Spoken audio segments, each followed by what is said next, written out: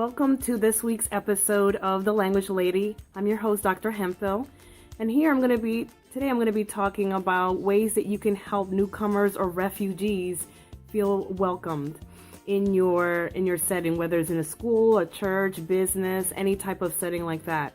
This topic actually was referred to me by a viewer, so I want to thank that viewer and thank you for those who have decided to subscribe to the channel.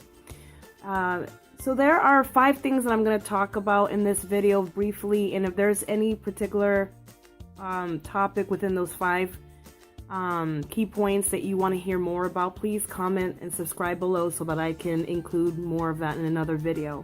But the first thing, the 5 things I want to talk about is creating a welcoming environment, encouraging your newcomer to use their native language in the classroom if possible. You have to be aware of the different stages of acculturation. Home visits are helpful, and increasing knowledge of the student's native language, their customs, their culture, and their language level. So let's talk about the first one, creating a welcoming environment.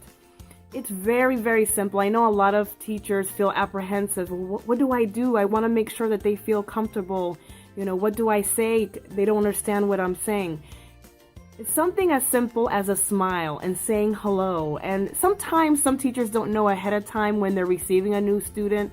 But if you were to just get a new student, you can then that afternoon, that very evening, research about that student's culture. One thing I've noticed that goes a long way is finding a couple of words in their language. A really cool app that I use is called Google Translate, and it's not the same one as you may have seen when you go on the Google search engine. It's an actual app that's free that you can download from the Google store if you have an iPhone. I'm not sure what the downloading engine is for that, but it's called Google Translate, and it does more than just you typing in the word. You can actually record your voice saying a word, and then it will simultaneously, as soon as you choose the target language, it will translate it for you, and it will actually, you can hear your translation audibly, so the person can hear it. But definitely having that welcoming environment where you possibly post pictures or books from their culture. Now on Amazon, there's so many different ways that you can look up through Amazon or other suppliers of books. A second thing is encouraging them to use their native language. If the student is friends with another student in the class that speaks the same language, give them opportunities to use their language when trying to understand. It's okay for them to answer a prompt, for example, if you're doing a writing prompt in their native language. You may not understand it, but another student may understand it, another teacher in the building. It's just getting them to process the information. If the skill is there and they understand it, it will go a long way. So encouraging them to do that. Thirdly, stages of acculturation. Know that if a student is brand new to this country and depending on the situation that they endured in their first country, you really need to be aware that they're going through culture shock. So it's absolutely normal if they don't want to talk, if they feel withdrawn, if they're shy.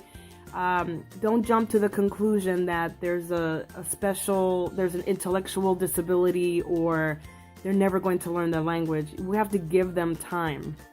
Some schools have the capacity to test the student in their native language to find out more about them.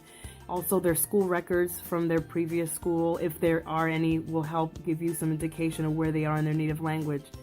But with the reality of time, some students just don't come in with strong verbal written skills in their native language, so that's something to keep in mind. Fourth, home visits. Making a home visit, and if you're worried about the language barrier, you can bring an interpreter, but it goes such a long way. The families really appreciate it, and language, there's no barrier when it comes to just making that move. It means so much to families. And last but not least, increasing your knowledge of the native of that student and their customs and their culture, their language level that I mentioned in the previous videos, and I'll put the link up here so if you didn't see that video. If you're thinking about other resources that you can look to find out how you can research more about a child's culture, or if you're in a setting where there's older students, or, you know, remember, I'm talking about the school setting, but this can apply in so many other settings. You can research to find out if there's a church community that where a lot of people from a certain culture meet. For example, about 2 minutes from me, there is a Vietnamese church. So if I want to know more about this culture, I can visit, I can give them a call. You know, oftentimes when a group of people from a certain country come and settle in a certain city, there's usually some community there, a church or a youth center, or some type of, for example, there's a lot of Hispanic centers. So that's a good way. So through the church, through centers, look up videos on YouTube is a great way to connect with a student's culture and find out a little bit more about them. So this is just a quick and dirty. I would love to share so many, and this video could be so much longer and rich with resources. But like I said before, if this video brought up a question in your mind and you want to know more, please put your question below. Tune in next time for another video.